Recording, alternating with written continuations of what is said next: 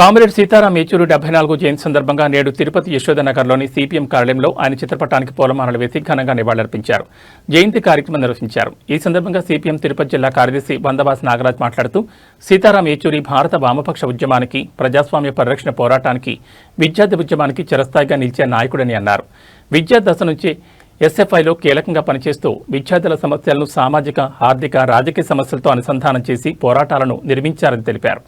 Emergency కాలంలో ప్రజాస్వామ్య హక్కులు అణచివేయబడిన సమయంలో ఇందిరాగాంధీ ప్రభుత్వ నియంత్రిత విధానాలను ధైర్యంగా ఎదిరించి జైలు జీవితాన్ని సైతం అనుభవించారని, ఆ పోరాట స్ఫూర్తి నేటి విద్యార్థి ప్రజా ఉద్యమాలకు మార్గదర్శకంగా నిలిచిందన్నారు. భారత సమాజంలోని కుల వ్యవస్థ, మతం, సామాజిక అసమానతలపై లోతైన అధ్యయనం చేసిన ఏచూరి కుల వివక్ష, మతత్వ రాజకీయాలకు వ్యతిరేకంగా సమానత్వం, లౌకికత్వ, సామాజిక న్యాయం కోసం నిరంతరం కృషి చేశారని చెప్పారు. కులం, మతం, ప్రాంతం పేరుతో ప్రజలను విభజించే రాజకీయాలకు బదులుగా కార్మికులు, రైతులు, విద్యార్థులు, మహిళలు, పేదలు ఎదుర్కొంటున్న సమస్యల ఆధారంగా విస్తృత ప్రజా ఐక్యతను నిర్మించడమే ఆయన రాజకీయ దృక్పథమన్నారు. పార్లమెంట్లో ఏచూరి చేసిన ప్రసంగాలు ఆయన విషయ పరిజ్ఞానం, రాజ్యాంగంపై అవగాహన, ప్రజా సమస్యల పట్ల నిబద్ధతకు నిదర్శనంగా నిలిచాయని తెలిపారు.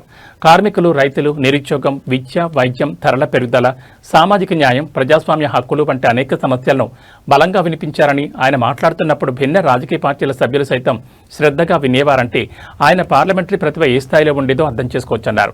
భిన్న రాజకీయ అభిప్రాయాలు కలిగిన పార్టీలను ప్రజా సమస్యలు, ప్రజాస్వామ్యం, లౌకికత, రాజ్యాంగ పరిరక్షణ అంశాలపై ఒకే వేదికపై తీసుకురావడంలో సీతారాం ఏచూరి కీలక పాత్ర పోషించారని అన్నారు. విస్తృత ప్రతిపక్ష ఐక్యత కోసం ఆయన చేసిన నిరంతర రాజకీయ సంప్రదింపులు, కృషి ఇండియా కూటమి ఏర్పాటుకు దోహదపడ్డాయని తెలిపారు. ప్రజాస్వామ్యాన్ని, లౌకికతను, సామాజిక న్యాయాన్ని కాపాడేందుకు భిన్న శక్తులను ఐక్యం చేయాలన్న ఆయన ఆలోచన నేటి రాజకీయ పరిస్థితుల్లో మరింత ప్రాసంగికమన్నారు. సీతారాం ఏచూరి ఆశయాలను జయంతి కార్యక్రమాలకే పరిమితం చేయకుండా ఆయన చూపిన ప్రజాస్వామ్య, లౌకిక, సామాజిక న్యాయ మార్గంలో కార్మికులు, రైతులు, విద్యార్థులు, యువత, ప్రజలను ఐక్యం చేసి ప్రజా ఉద్యమాన్ని బలోపేతం చేయడమే ఆయనకు అందించే నిజమైన నివాళి అని వందవాసి నాగరాజ్ పిలుపునిచ్చారు. ఈ కార్యక్రమంలో సిపిఎం జిల్లా కార్యదర్శి వర్గ సభ్యులు టి సుబ్రహ్మణ్యం, సిపిఎం నగర కార్యదర్శి కె వేణుగోపాల్, సిపిఎం నేతలు S Jayachandra, P Sailakshmi, P Bujji, M Narendra, KRS Manyam, M Jayanthi, P Muniraja, VS Manyam, Mohan Rao, Chinna, Vasu, Suresh, Srinu, మునిమోహన్, Haimavathi, Prasanna, Padma తదితరులు పాల్గొన్నారు.